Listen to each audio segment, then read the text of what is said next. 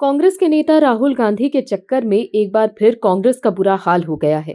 एक बार फिर राहुल गांधी का मुद्दा बैकफायर कर गया और उसकी चपेट में कांग्रेस भी आ गई।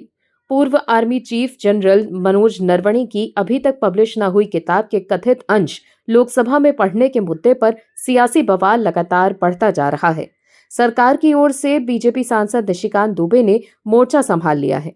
निशिकांत दुबे कांग्रेस नेताओं पर लिखी 150 किताबों की सूची लेकर लोकसभा पहुंचे और स्पीकर से उनमें मौजूद उद्धरण देने की अनुमति मांगी, लेकिन सभापति कृष्णा प्रसाद तेन्नती ने नियमों का हवाला देते हुए परमिशन देने से इनकार कर दिया।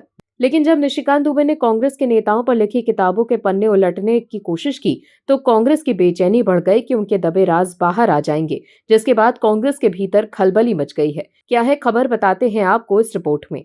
दर्शकों, पिछले 3 दिनों से संसद में राहुल गांधी और उनके कांग्रेसी नेता बवाल मचाए हुए हैं। मुद्दा है चीन का। राहुल गांधी संसद के भीतर एक ऐसी किताब के अंश का हवाला दे रहे हैं जो अभी तक छपी ही नहीं। उसी किताब के आधार पर सरकार और प्रधानमंत्री को बदनाम करने की कोशिश की जा रही है और दावा कर रहे हैं कि चीन के मुद्दे पर सच्चाई छुपाई जा रही है। लेकिन बुधवार को तस्वीर अचानक बदल गई। बीजेपी नेता निशिकांत दुबे ने राहुल गांधी की पूरी हवाबाजी महज 1 मिनट में धराशाही कर दी। उन्होंने सदन में एक पहले से छपी हुई किताब के कुछ अंश पढ़कर सुनाए। इसके बाद न सिर्फ राहुल गांधी बल्कि कांग्रेस के बाकी नेता भी सन्न रह गए। मामले की शुरुआत 2 फरवरी 2026 को हुई, जब राहुल गांधी अचानक संसद में कुछ पन्ने निकाल कर पढ़ने लगे। उन्होंने इससे सीधे तौर पर राष्ट्रीय सुरक्षा से जुड़ा मुद्दा बताया। राहुल गांधी ने दावा किया कि ये अंश पूर्व सेना अध्यक्ष जनरल एमएन नरवणे की किताब से हैं। राहुल गांधी ने कहा कि इस किताब में लिखा है कि चीन के साथ युद्ध जैसे हालात में सरकार से कोई आदेश नहीं मिला। राहुल गांधी का दावा है कि नरवणे उस वक्त अकेले पड़ गए थे और सरकार ने जानबूझकर पीछे हटने का फैसला लिया।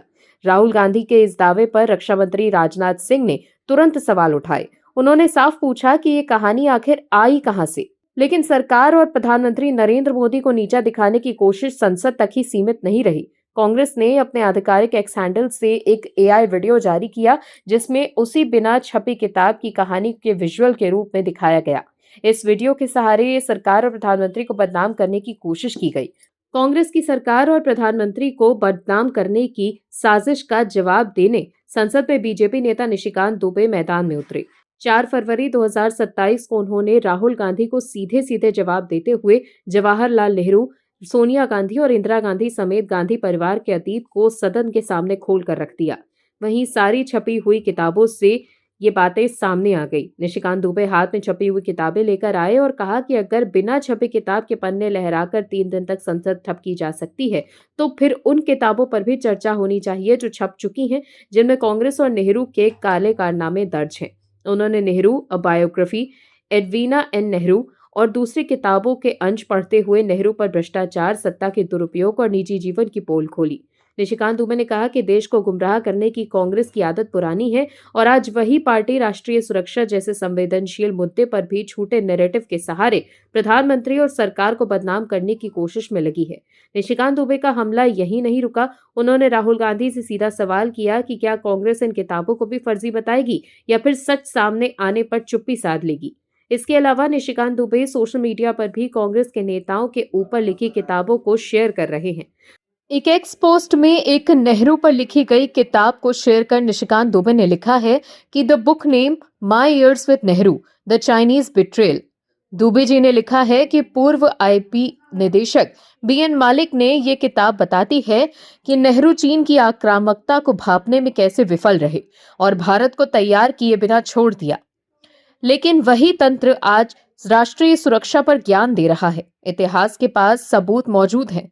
वहीं एक दूसरे पोस्ट में दुबे जी लिखते हैं, book name India China and northern frontiers, Ram Manohar Lohia. Lohia ने दावा किया था कि भारतीय सेना चीन को सबक सिखाने के लिए तैयार और उत्सुक तो थी। उन्होंने नेहरू सरकार पर सेना को रोकने का आरोप लगाया। नेहरू की चीन नीति और सीमा विफलताओं पर यह करारा प्रहार है। वहीं दुबे के पलटवार से कांग्रेस बौखला गई है। पहले संसद में बिना छपी किताब के पन्ने लहराए गए, फिर उसी झूठी कहानी को सच साबित करने के लिए कांग्रेस ने एआई वीडियो बनाकर चलाया। लेकिन जब दुबे जी ने पोल खोली तो प्रियंका गांधी ने दुबे के बयान पर आपत्ति जताते हुए कहा कि संसद में इस तरह की किताबें पढ़ना नियमों के खिलाफ है और बीजेपी जानबूझकर नेहरू का नाम उछालकर ध्यान भटकाना चाहती है। कांग्रेस नेताओं ने इसे निजी हमला बताया और हंगामा शुरू कर दिया।